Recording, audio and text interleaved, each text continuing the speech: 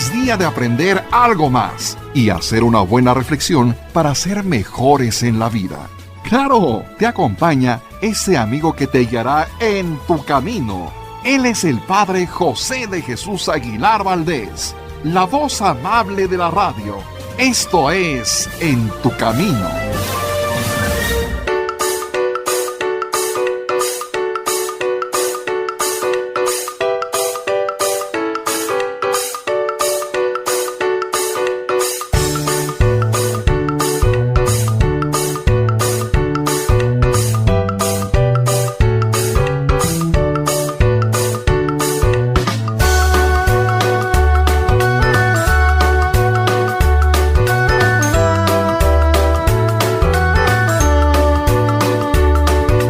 ¿Qué tal, amigas, amigos? Muy buenas tardes y bienvenidos a este programa En tu Camino.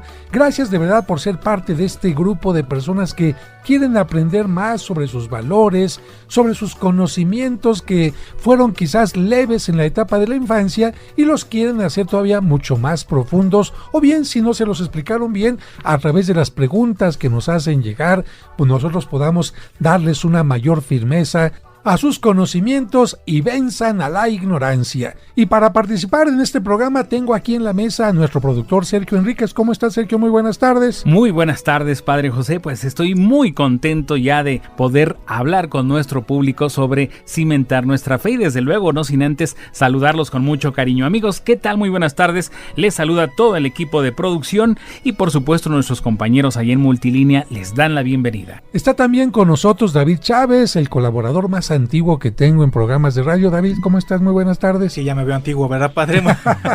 Pero experto sobre todo. No, hombre, muchas gracias, muy buenas tardes, padre. Siempre es un gusto estar en este programa. Está también con nosotros Raúl Mauricio Hernández. Raúl, muy buenas tardes. Muy buenas tardes, padre. Un gran placer saludarle a ustedes esta linda tarde. Y está también con nosotros, de parte del seminario, nuestro flamante seminarista Carlos Amador. Carlos Amador. Bienvenido, Carlos Amador. ¿Cómo estás? Gracias a Dios, muy bien, padre. Muchas gracias. Qué bueno. Amigos, amigas, en el programa pasado estuvimos hablando sobre el sacramento del orden sacerdotal.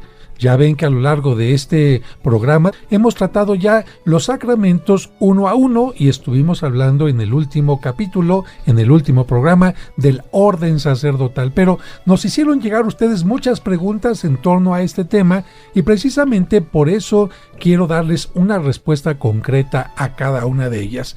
Nos dijeron, padre, habló usted del orden sacerdotal, de que el sacerdote tiene un aspecto profético para llevar la palabra de Dios, tiene un aspecto también de caridad, caritativo, donde tiene que hacer sentirle a la gente el amor de Dios. También nos enseñó el aspecto de organización, que los sacerdotes tienen que ayudar a que la comunidad se organice y crezca, pero no nos dijeron exactamente qué se necesita para ser sacerdote. Y bueno, hoy tenemos precisamente la presencia de este seminarista que nos va a decir qué es lo que un joven que quiere entrar al seminario tiene que saber. Así que la primera pregunta se la voy a dirigir a él. Aquí la primera pregunta es, ¿cómo un seminarista puede saber que tiene vocación? Va la pregunta para ti. Bueno, padre, yo creo que ese es el centro justamente, preguntarse, el discernimiento, estar preguntándole a Dios y escuchándole. ¿Cómo le escucha? A través de la palabra, a través también de lo que dice la iglesia en voz de los formadores y también de lo que van diciendo las comunidades. Poco a poquito se va creciendo en esta certeza que claro siempre está velada en un misterio, pero que crece en el interior como una certeza. Queda clara la respuesta. La vocación no la vas a recibir por una llamada telefónica, sino la vocación la vas a encontrar, nos lo dijo bien el seminarista, primero en tu conciencia. Si tú sabes que puedes servir como sacerdote, te gusta la comunidad, te gusta la liturgia, te gusta la vida de oración, ya en tu interior estás recibiendo una respuesta. Pero también nos dijo otra cosa, la comunidad. La comunidad ayuda a los jóvenes a darse cuenta si tienen esta disponibilidad de servicio, de oración, de trabajar en equipo o no.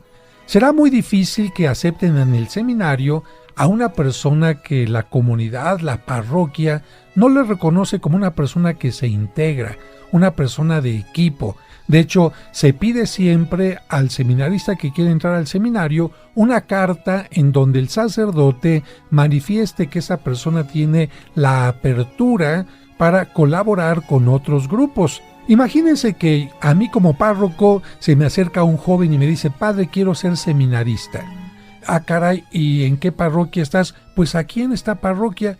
Ah, caray, pues nunca te he visto, ¿formas parte de algún grupo? No. ¿Te conocen algunas personas? Sí, pero nadie me habla. Ah, caray, esto ya sería para mí una señal muy mala y yo no podría hacer una carta de recomendación para un joven de este tipo.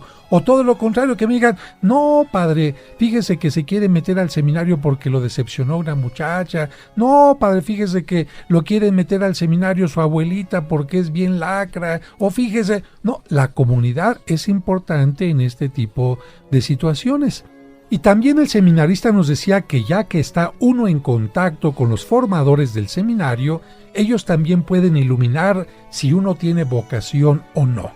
A veces, antes de entrar al seminario, los propios formadores le hacen preguntas a los candidatos y se dan cuenta que no es lo suyo el sacerdocio, porque a lo mejor unos quieren ser sacerdotes simplemente por llamar la atención o se sienten quizás tocados por Dios, y no es que estén tan tocados por Dios, sino más bien tocaditos de la cabeza, y el encargado de admitir a los seminaristas a través de exámenes psicológicos, a través de pláticas, los tiene que ubicar. Y ya incluso dentro del seminario, los formadores van a ir dando seguimiento al seminarista cada año, los 4 años de filosofía, los 3 años o 4 de teología, para que el seminarista tenga la certeza de que va por buen camino. A veces hay que decirle: ¿sabes qué?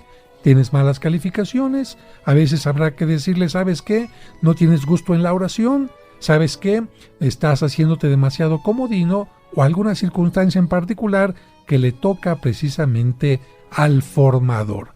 David, ¿tú sabes más o menos qué edad sería la correcta para entrar al seminario? ¿A ti qué se te ocurre? Pues bueno, se me ocurre que para entrar al seminario mayor, porque bueno, tengo entendido que hay seminario menor y seminario mayor, pero yo consideraría que el seminario mayor sería como el equivalente a la universidad, estudios de licenciatura, por lo tanto una edad correcta se me haría a los 18 años, quizás los 20 años. Efectivamente, el seminario menor era el lugar donde antes se estudiaba la primaria, la secundaria, la preparatoria. Ahora ya no se admite en el seminario conciliar a niños, a personas tan pequeñas, y por lo tanto ni primaria ni secundaria se pueden hacer en el seminario, sino hasta la preparatoria. Por lo tanto, sí, 18 años es una muy buena edad para que el joven ya esté más o menos involucrado en lo que le interesa hacer.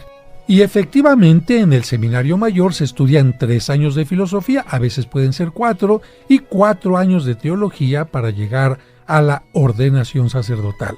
Así que queda respondida esta pregunta de cómo saber si una persona llega a tener vocación o no. Raúl, ¿cuál es la edad?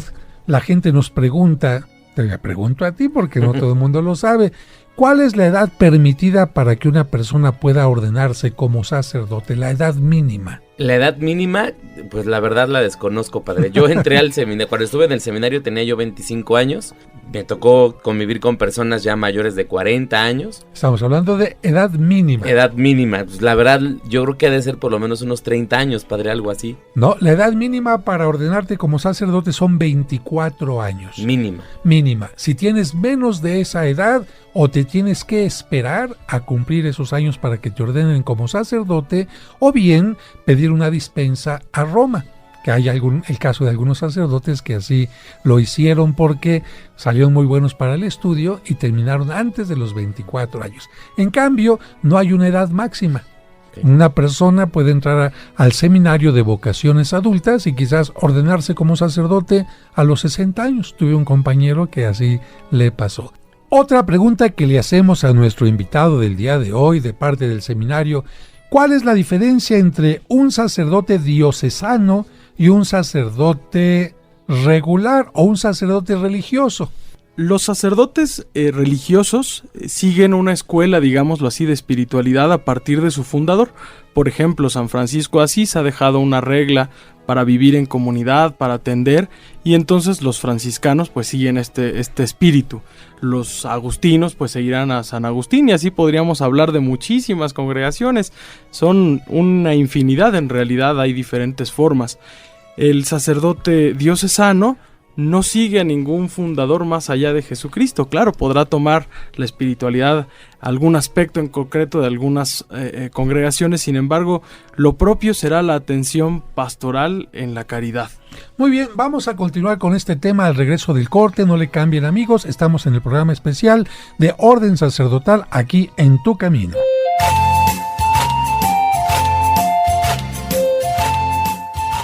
En Tu Camino, un programa para encontrar la meta. En Jesús puse toda mi esperanza, Él se inclinó hacia mí. Cristo siempre ha llamado a personas para que colaboren en su misión.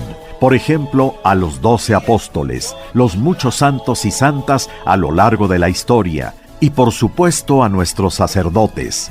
¿Te sientes llamado a vivir los grandes ideales de Cristo? ¿Y te gustaría estudiar en el Seminario Conciliar de México?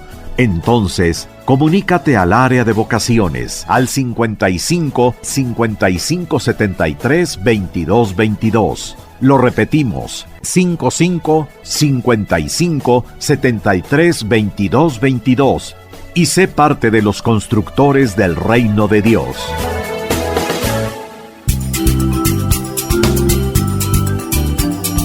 En Tu Camino. Con el Padre José de Jesús Aguilar Valdés, la voz amable de la radio.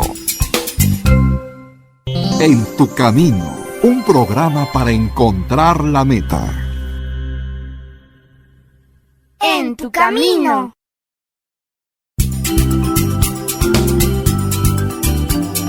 Estás escuchando En Tu Camino. Con el Padre José de Jesús Aguilar Valdés, la voz amable de la radio.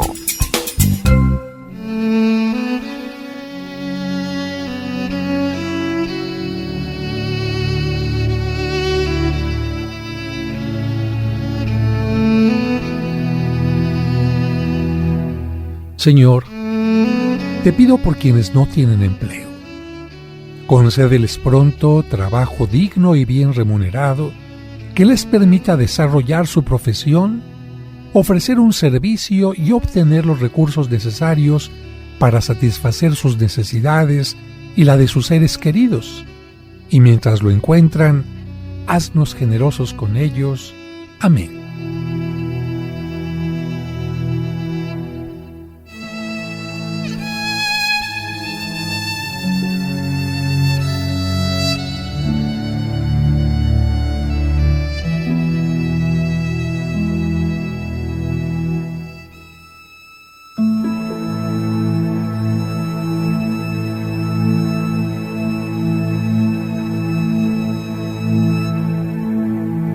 Un programa para encontrar la meta.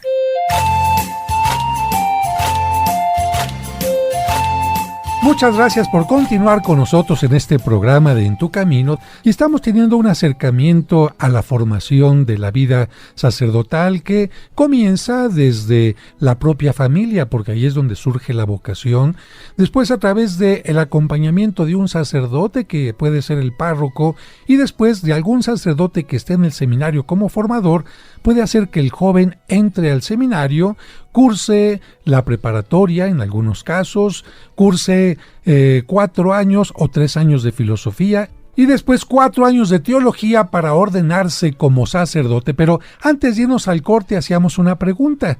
¿Cuál es la diferencia entre un sacerdote religioso y un sacerdote diocesano? ¿Y esto por qué? Porque el joven puede tener vocación para ser sacerdote, pero no sabe si le conviene, si su llamado es hacia la vida del sacerdote diocesano o la vida del sacerdote religioso. Entonces nos estaba diciendo nuestro invitado del día de hoy que si un seminarista tiene interés en vivir en una comunidad formada por varios monjes, incluyendo sacerdotes, es decir, 10, 12, incluso 20 o más en una comunidad, entonces su vocación es la vida a sacerdote religioso, porque los sacerdotes religiosos siempre viven en comunidad, nunca viven solos, como es el caso de los sacerdotes diocesanos. Así que si es la comunidad lo que me llama, entonces sacerdote religioso. Pero ahora tendré que preguntarme de cuál sacerdote religioso quisiera ser, porque bueno, los franciscanos tienen el carisma de vivir en la pobreza, los dominicos tienen el carisma de dedicarse a la vida de enseñanza en universidades, quizás otra comunidad como los mercedarios tienen el carisma de atender a los presos, de asistir a las cárceles. Los sacerdotes religiosos siempre tienen un carisma en particular, entonces yo tendré que ver en dónde embono, qué es lo que me llama la atención. Por ejemplo, los combonianos son sacerdotes que salen de misión. Si yo quiero salir a la India, a Japón, a la Sierra Tarahumara, en fin, entonces mi vocación no será diocesano, sino religioso, y tendré que buscar en qué parte de los grupos religiosos puedo encajar. En cambio, el diocesano recibe su nombre porque va a trabajar únicamente en una diócesis, en un territorio del cual nunca va a salir. Si yo me ordeno para la Ciudad de México, nunca voy a trabajar en Toluca, en Acapulco, en Italia, en Noruega, jamás. Los religiosos sí los pueden cambiar de ciudad, de país, y por eso no están sujetos a un obispo, sino a un prior, a un jefe en su comunidad religiosa.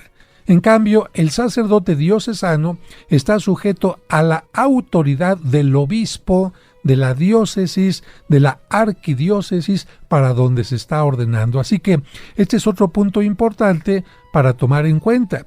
Y el sacerdote diocesano, como ya mencionábamos también, en ocasiones podrá tener 1 o 2 ayudantes cuando mucho. Hay parroquias donde, bueno, son parroquias grandes y habrá un párroco que tenga el apoyo de un vicario o 2 vicarios, pero en la mayoría de los casos el sacerdote diocesano tiene que vivir totalmente solo y él trabajar en esta soledad, vamos a decir, como sacerdote, con el apoyo de la comunidad. Así que ahí está esta pregunta que estamos respondiendo. Ahora viene otra pregunta que nos dicen: padre, ya nos hablaron de que el sacerdote puede ser obispo, que el sacerdote puede ser presbítero o que puede ser diácono, pero no nos han dicho la diferencia entre un párroco y un capellán. ¿Alguno de ustedes la sabe, David? Bueno, el párroco pues es precisamente el titular, el representante, el encargado, el jefe de un territorio parroquial, como tal, que puede corresponder, que puede comprender también una iglesia, capillas, alguna ermita, y el capellán, bueno, pues es el titular de una capilla. Efectivamente, un ejemplo de esto lo podemos encontrar en Coyoacán, para ustedes que viven en la Ciudad de México. Coyoacán es una zona antigua de la ciudad llena de casas solariegas muy hermosas, y en todo este territorio hay una parroquia que es la parroquia de San Juan Bautista, y otras capillitas donde si van los sacerdotes a celebrar misa, pues son misas válidas totalmente, pero ahí no hay un párroco, ahí no se llevan libros de bautismo, no se llevan libros de confirmación, no se lleva el archivo de libros de matrimonio. Todos estos libros se llevan, se guardan perfectamente en la parroquia. Si un sacerdote va a celebrar a esa capilla, puede hacerlo en forma ocasional. Y repito, el encargado de todas las capillas del territorio y de la misma parroquia es el párroco. Los sacerdotes que vayan a esas capillas con un nombramiento particular son los capellanes. Viene otra pregunta que quizás nos pueda responder nuestro seminarista. Nos dice que cuál es la diferencia entre un obispo y un arzobispo. Bien. Realmente el arzobispo también es un obispo, solamente que la arquidiócesis, que será pues de donde es titular un arzobispo, es un poco más grande y hay unas pequeñas diócesis alrededor, de las cuales respetando su libertad, pues también pueden acercarse a pedir ayuda a esta arquidiócesis, formar una provincia. Esa es realmente la diferencia, pero el obispo también tendrá en su diócesis total libertad de actuar.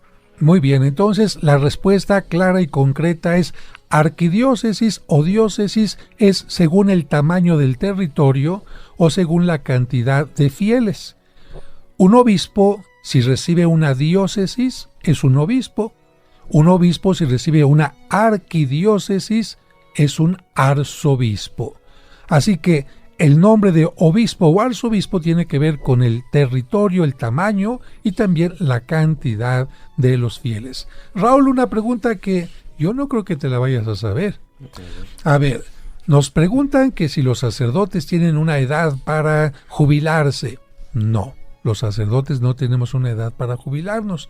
Pero la gente nos dice que saben que hay una edad en la que los obispos tienen que presentar su renuncia. ¿Tú sabes cuál es esta edad, Raúl? Es a los 75 años de edad, padre, cuando tienen que presentar su renuncia. Perfectamente. Fíjate que comenzó curiosamente esta iniciativa en el Vaticano porque el Papa recibía muchas quejas y también muchas consideraciones de gente que le decían: oiga, su santidad, nuestro obispo ya está bastante acabado.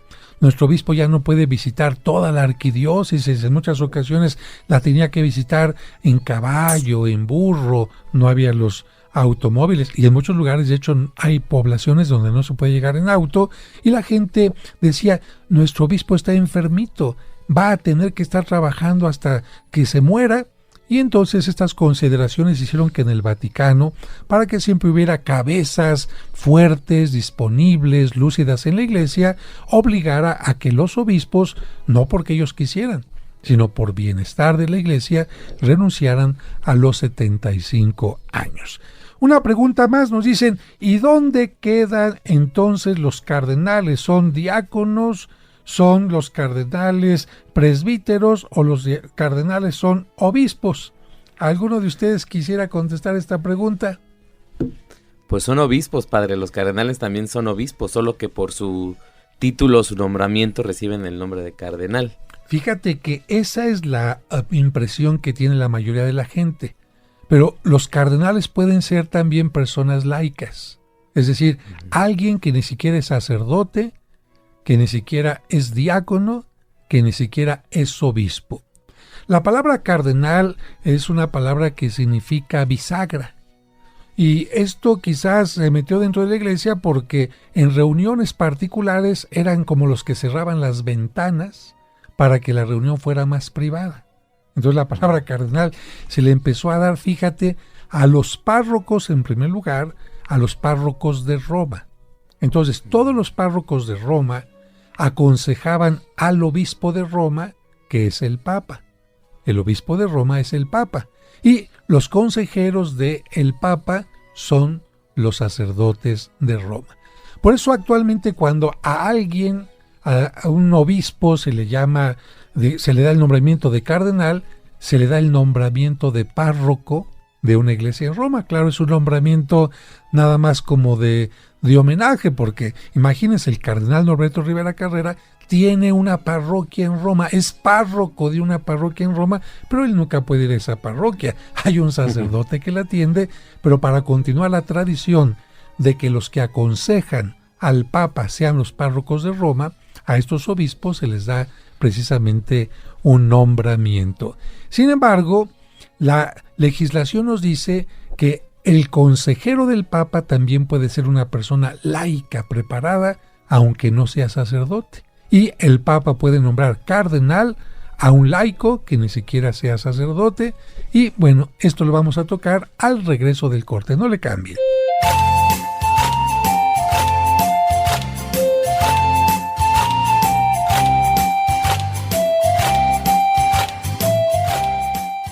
En tu camino. ¿Deseas comprar el extracto de agave Mimex? Informe sobre costos y envíos al 55 55 66 77 44 de 9 de la mañana a 7 de la noche todos los días de la semana. Mimex, Mimex, Mimex, aliméntate con Mimex.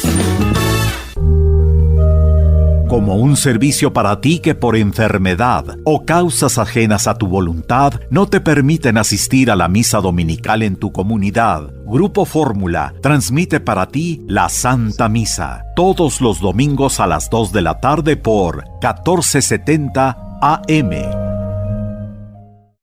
En tu camino, un programa para encontrar la meta.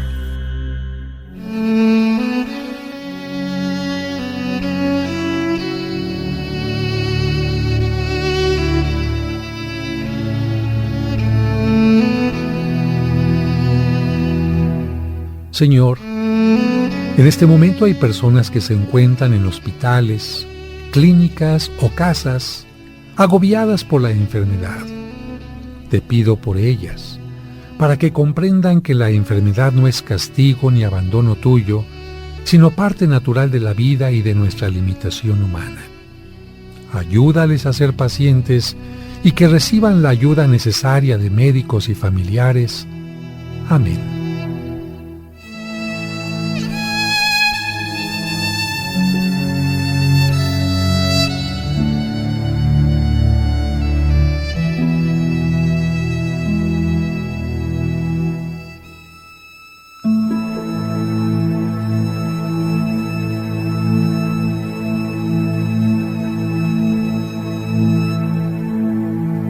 Gracias por estar escuchando En tu Camino, donde estamos renovando y cimentando nuestra fe. En tu Camino, un programa para encontrar la meta.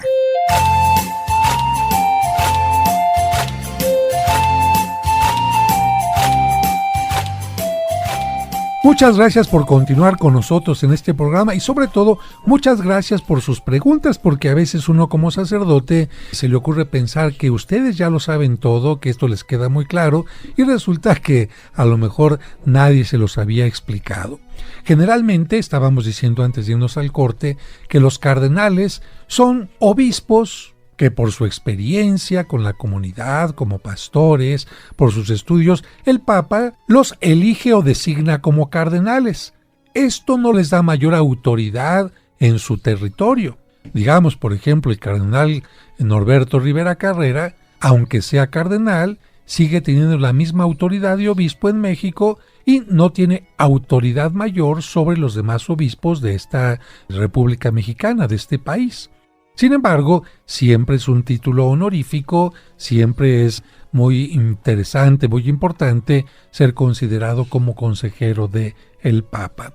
Y decíamos que el Papa puede designar también a un consejero que no sea sacerdote, puede ser por ejemplo algún estudioso en sociología, que tenga una gran santidad, un gran trabajo dentro de la iglesia, aunque no sea sacerdote. Por ejemplo, no se ha dado el caso de que existan cardenales mujeres, pero podría darse el caso. La Madre Teresa de Calcuta, que trabajó tanto en medio de los pobres, podía darle alguna recomendación al Papa y podía ser bastante valiosa. Y existe también un nombramiento que se llama Cardinal Impectore. ¿Han escuchado esa palabra, David? No, esa sí no la había escuchado. Cardinal Impectore significa cardenal en mi corazón.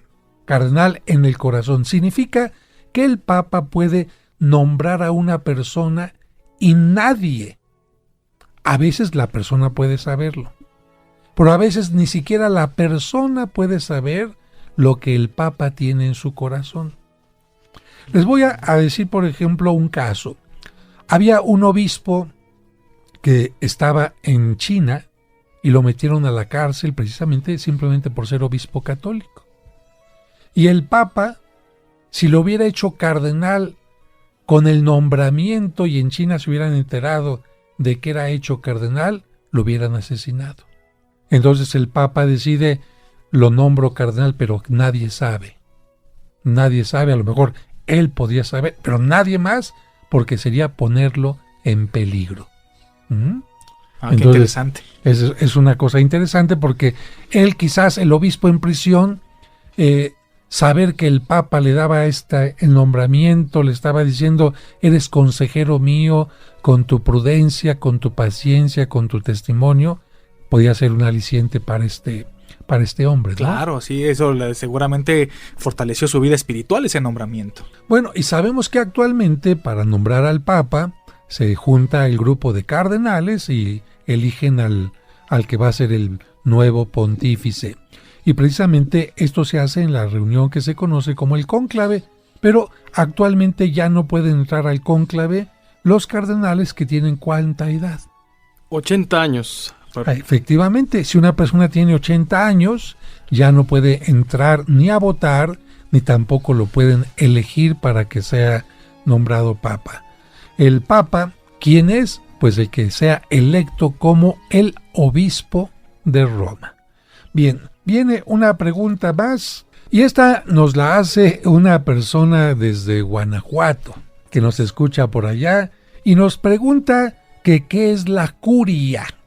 ¿Han escuchado estas palabras? ¿La curia? Sí, claro. A ver, claro. David, ¿qué es Sí, la sí, curia? No sé, no sabría definirlo exactamente, pero sí lo he escuchado. Es como, ¿cómo decirlo? Como, pues como el centro de gobierno de una diócesis. Efectivamente, es el lugar donde está el obispo y donde atiende las necesidades de la gente, pero además ahí están todas las secretarías, vamos a llamarles así, que trabajan en unión con el obispo. Por ejemplo, en la curia del arzobispado o el arzobispado de México, que es lo mismo la curia o el arzobispado, están la Secretaría de Pastoral de la Cárcel, la Secretaría de la Pastoral de Vocaciones, la Pastoral de Jóvenes, la Pastoral de los Enfermos, etcétera, en una colaboración muy estrecha. Así que cuando alguien quiera sacar una cita con un obispo, pues lo más fácil es que vaya a la curia, pregunte por su secretaria, por su asistente, y ahí tenga la información más adecuada. Lo mismo si alguna persona quiere saber sobre misiones, sobre pastoral de jóvenes, sobre pastoral de música, de liturgia, en fin, en la curia, en el arzobispado de cada lugar u obispado, pueda tener esta información. Ahora, este nombre viene de la antigüedad, porque en la antigüedad, en la ciudad de Roma, donde se reunían todos los representantes de cada una de las regiones de Roma, que se llamaban los senadores, se reunían precisamente en un lugar que se llamaba la curia. Así que el nombre de curia nos viene de la antigua Roma, del Senado romano, que todavía existe, todavía se puede visitar en nuestros tiempos, y precisamente saliendo de esa curia fue donde asesinaron a el gran famoso Julio César. Efectivamente, ahí saliendo de la curia. Y es que muchos nombres de la organización romana pasaron también a la iglesia. Los romanos también dividían en sectores rectangulares o cuadrangulares sus espacios. Y vamos a decir, cada grupo de manzanas, cada territorio concreto, le llamaban una parroquia. Ese es un nombre romano también. Y la iglesia, pues, tomó esta organización del Imperio Romano, porque muchas cosas de nuestra cultura actual están tomadas también del Imperio Romano. Y qué bueno, porque son cosas de organización que sirven todavía hasta nuestros días. Una pregunta más. Mire, padre, aquí tenemos otra pregunta que nos hacen algunas personas del amable auditorio, y en relación a esto de la curia, nos dicen, también hemos escuchado el término vicaría. ¿Qué es una vicaría? Bueno, antes de responder esa pregunta, trato de explicar lo siguiente. La palabra vicario significa representante, y generalmente se utilizaba para hablar de el que toma el lugar del ausente. Voy a explicar esto. Si un sacerdote no está como párroco en un determinado lugar porque tiene que ir a hacer una misión, tiene que ir a una visita, a un enfermo, lo que sea, puede dejar a otro sacerdote en su lugar y a ese se le llama el vicario. Es decir, puede representar al párroco sobre todo en su ausencia, aunque más allá de la representatividad en su ausencia, también se le llama el que auxilia al párroco. Queda claro, el que auxilia al párroco. Antiguamente los obispos no tenían otro obispo que les auxiliara, tenían sacerdotes que les auxiliaban.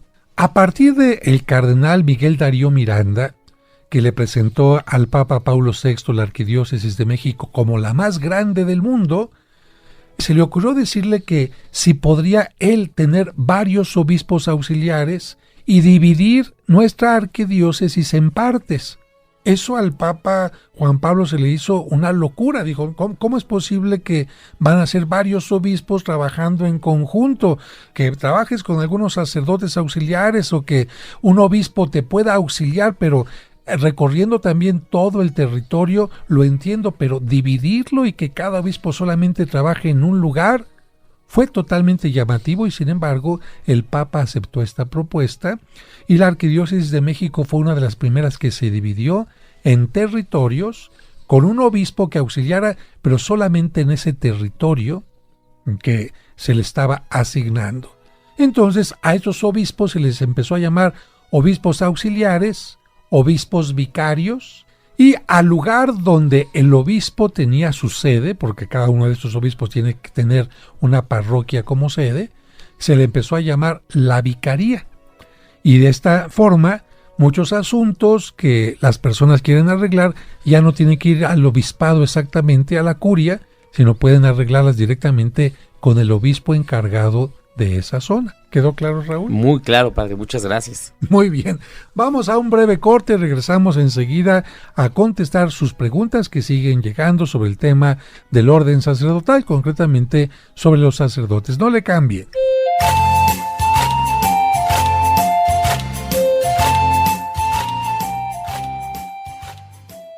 En tu camino, un programa para encontrar la meta.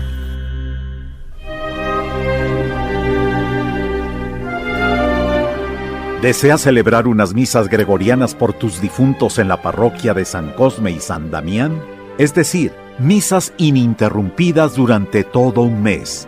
Pide informes al 55 55 66 77 44 de 9 a 2 y de 5 a 7.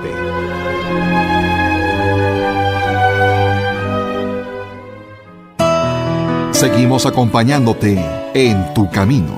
Ya volvemos después de la pausa. Un programa para encontrar la meta. En tu camino, un programa para encontrar la meta.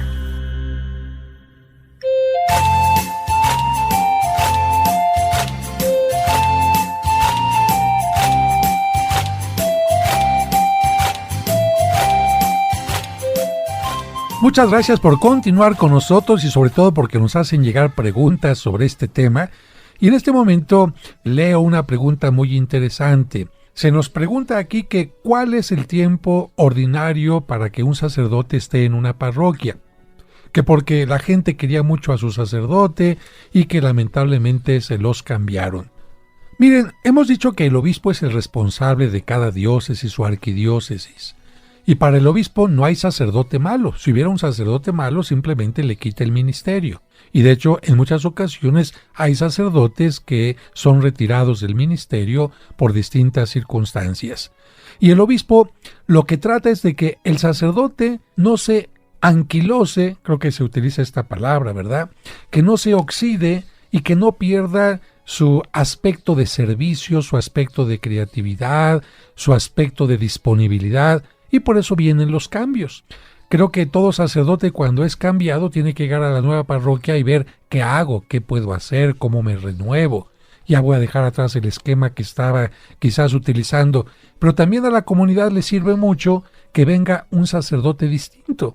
Quizás no tenga la misma forma de actuar, de valorar las cosas que el sacerdote anterior, pero también tiene su propia personalidad que, tomándola con apertura, puede hacer que la comunidad siempre crezca. Y ustedes estarán de acuerdo conmigo, amigos, en que también un cambio de sacerdote hace que las cosas se renueven, porque es que con el sacerdote anterior ya tenía su grupito.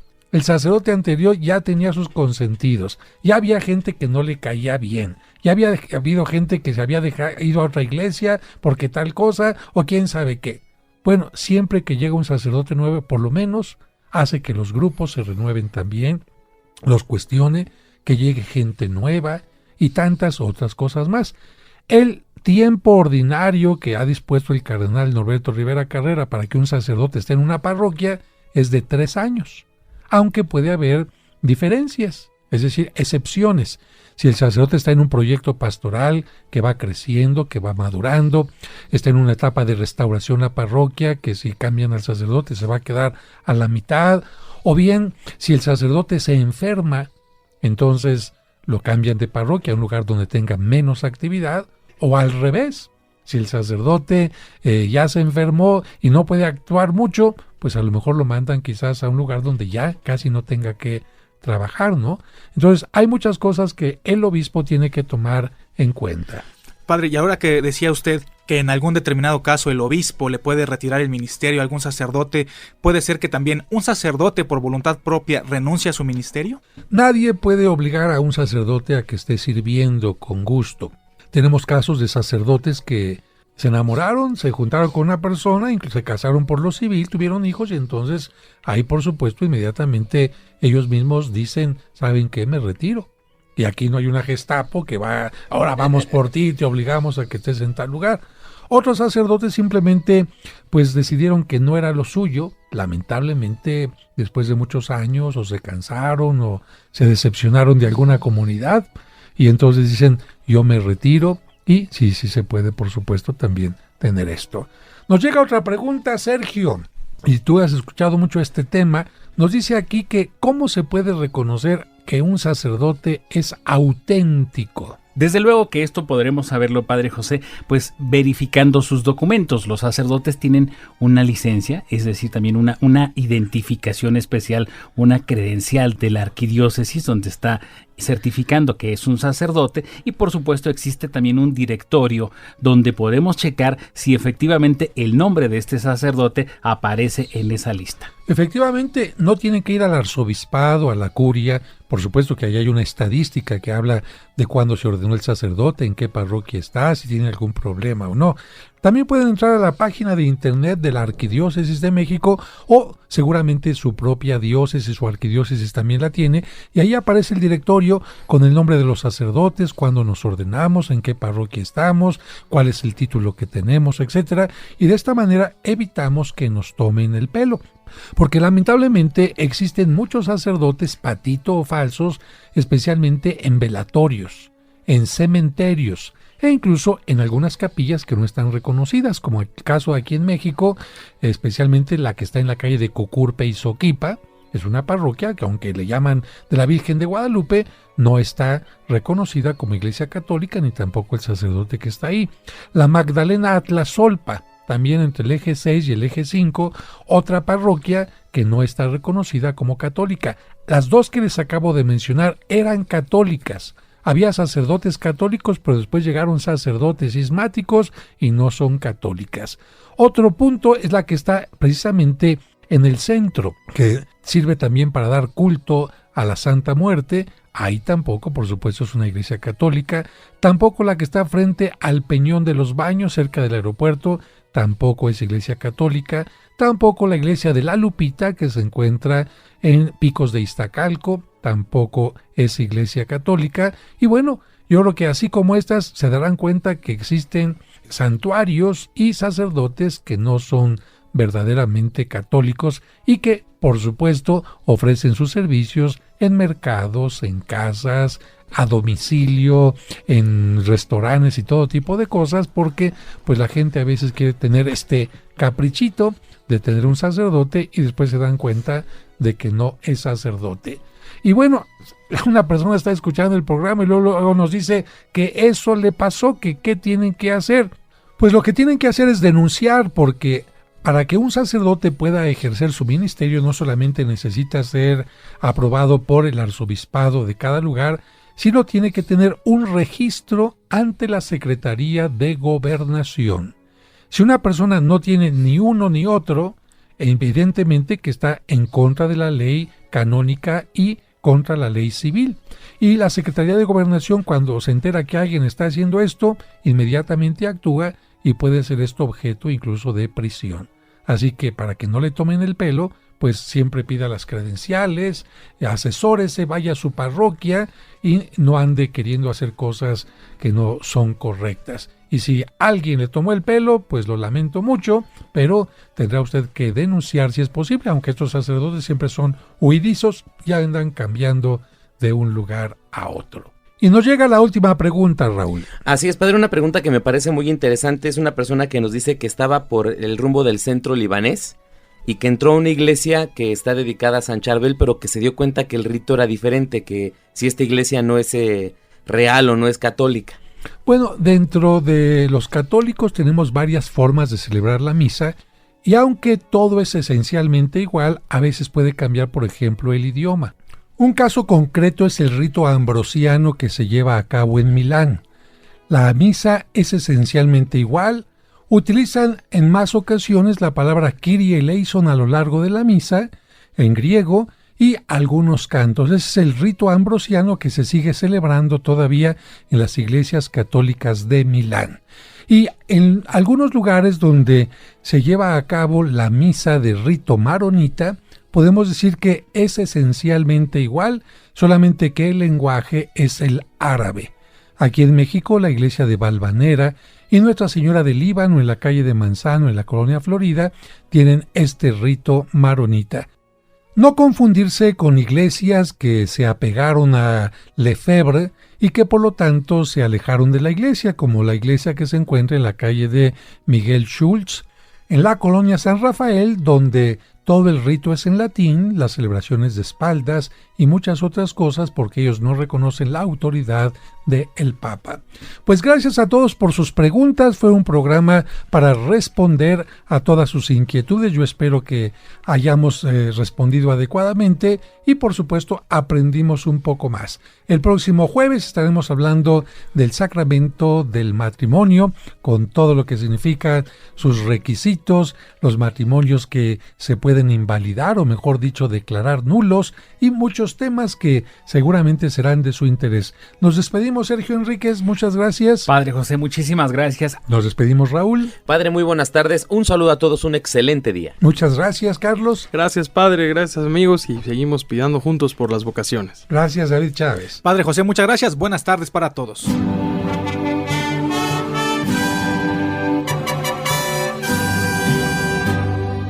Has llegado a tu fin, has logrado un ideal, en tus manos está el pueblo del Señor. Camina con amor, busca la verdad. El Señor hoy te dejó el camino que Él siguió. El sacerdote para siempre, el Espíritu sobre ti. Tierra que la Iglesia ha formado, el pueblo de Israel te ha de seguir. Fruto del trabajo y la tierra, el pan ofrecerás, en tus manos será el cuerpo de Jesús. David por el trabajo de los hombres, el vino nos dará, en la sangre de Jesús lo transformará. El sacerdote para siempre, el Espíritu sobre ti. Tierra que la Iglesia ha formado, el pueblo de Israel te ha de seguir. Levadura que fermenta, sarmiento de la vid, la semilla ha dado su fruto, al Padre volverá. Alabad a Dios en su santuario, alabadle por sus grandes hazañas. Todo cuanto respira, alabe a Yahvé. El sacerdote para siempre, el Espíritu sobre ti. Tierra que la Iglesia ha formado, el pueblo de Israel te ha de seguir. El pueblo de Israel te ha de seguir. En tu camino.